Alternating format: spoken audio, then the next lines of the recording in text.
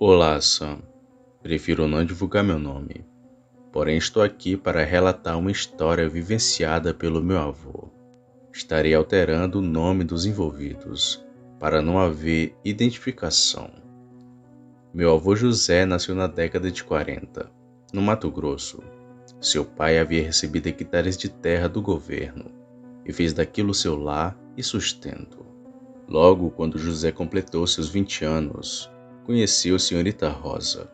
José sempre foi um homem galanteador e arrasava corações por todos os lugares que passava.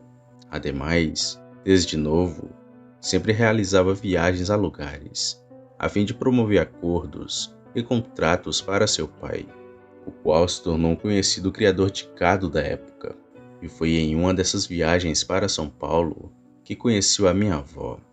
Logo se apaixonaram e se casaram, se ao menos o consentimento dos pais dele. Assim, passando-se 6 meses em São Paulo, José acabou retornando a Mato Grosso e contou as novidades à família.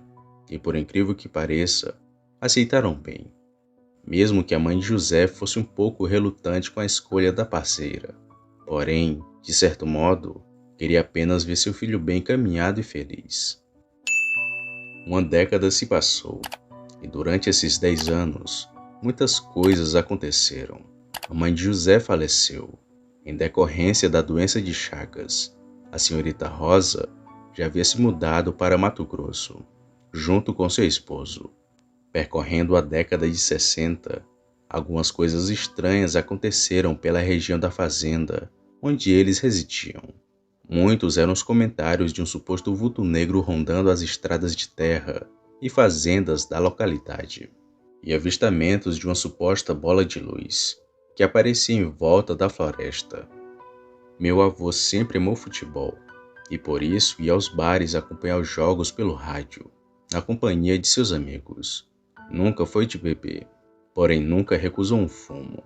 Em uma noite de jogo, estava ele com seus amigos e soltaram na roda um assunto interessante. Um peão de tal dono de terras famoso na região havia visto e atirado em um lobisomem. O homem estava fazendo ronda pela propriedade e viu ao longe um ser grande adentrando o curral dos porcos. Ao se aproximar, viu um enorme cão preto abatendo um dos animais e rolando nas fezes e sangue no chão. Ao ver tal coisa, atirou com a espingarda de caça na direção daquela criatura, a qual saiu em disparada para a área de mata que rodeava o lugar. O peão, logo após ter a confirmação de tal atrocidade com o porquinho, foi avisar o patrão. Porém, mesmo a chefia vendo a situação do porco, relutou em acreditar e disse-se apenas uma onça, visto que ali era ligeiramente perto de áreas do Pantanal brasileiro. Assim que a história foi contada na roda de conversa do bar, se espalhou pela pacata localidade. Todos estavam assustados com a fera que rodeava os sítios e fazendas da região, fazendo assim que muitos evitassem sair logo depois das 6 da tarde. As senhoras iam à missa pedir proteção a Deus. Os homens andavam armados, munidos de suas carabinas e facões.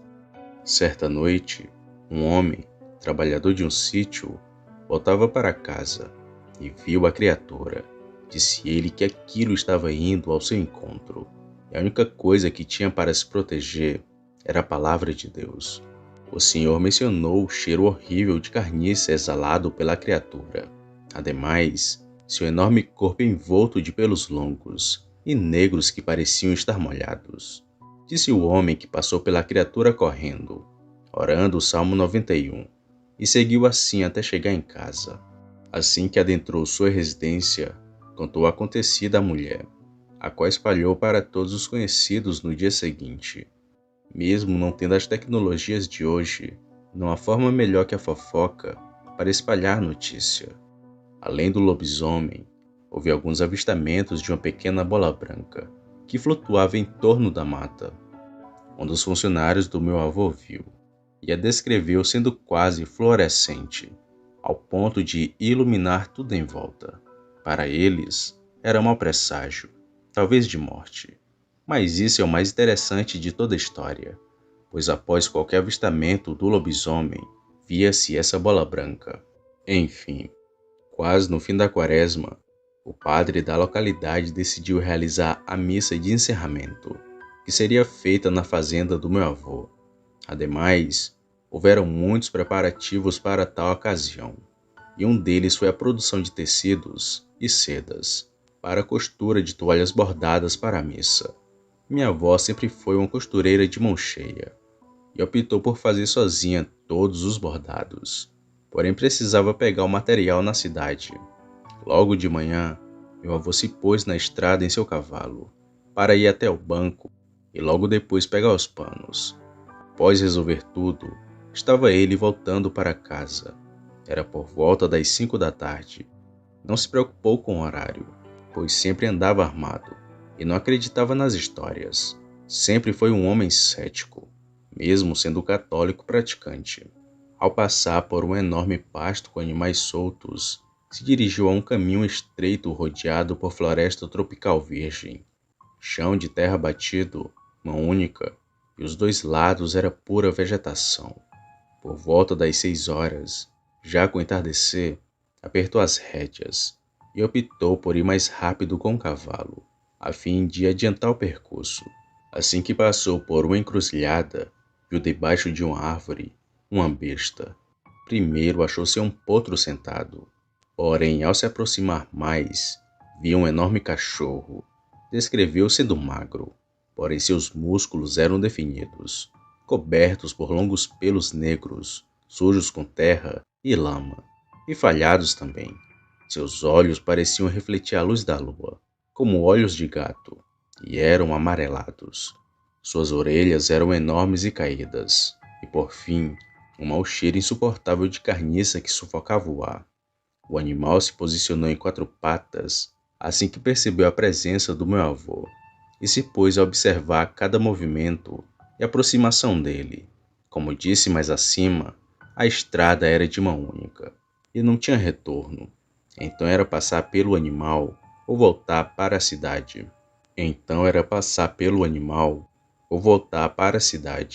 E meu avô decidiu por fim passar pela criatura. Tirou sua carabina da mochila e ficou com a outra mão guiando o cavalo, o qual parecia desesperado e não queria seguir por ali. Porém, mesmo com ressalvas, foi se aproximando cada vez mais, rezando tudo o que conhecia e até inventando umas orações ali na hora mesmo. Assim que chegou a uns 5 metros do animal, o bicho se pôs em 2 pernas e ficou encarando meu avô, o qual o encarou novamente, pois não queria demonstrar o medo que estava sentindo. E assim que passou por ele, partiu em disparada para a fazenda. Além de tudo aquilo, enquanto corria, viu passar por ele uma bola de luz branca, que era fluorescente, o qual foi na direção do C. Conta ele que não era muito grande, sendo possível talvez até pegar com as mãos. Porém a luz que emitia era forte, capaz de iluminar tudo por onde passava. Assim que chegou na fazenda, guardou o cavalo no estábulo e avisou os peões para fazerem rondas pelos terrenos munidos. Entrou em casa e encontrou sua mulher em prantos. Dizia ele estar com pressentimento ruim, quase premonitório, mas logo ela se acalmou e seu marido contou o que lhe aconteceu. No dia seguinte, meu avô foi com os peões até a árvore onde estava aquela criatura, porém não encontraram nada. Então decidiram colocar fogo, e assim fizeram.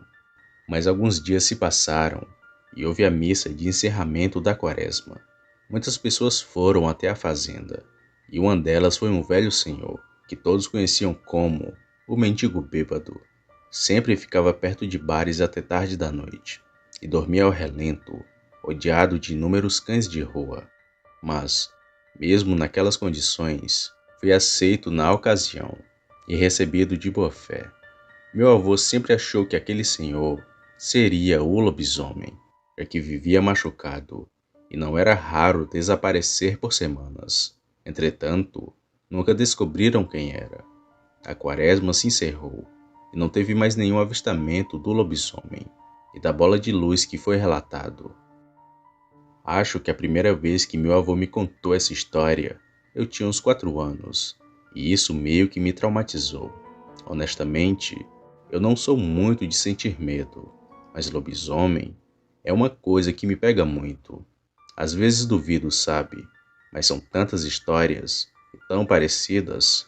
Acho muito estranho também o fato da luz, pois já ouvi alguns outros relatos envolvendo lobisomem e orbes luminosos, mas não sou capaz de fazer uma ligação para estabelecer algum sentido nisso tudo. Enfim, hoje meus avós já são falecidos, porém ainda lembro de inúmeras histórias deles, envolvendo assombrações e até criaturas mitológicas. Mas deixo para uma próxima vez. Boa noite.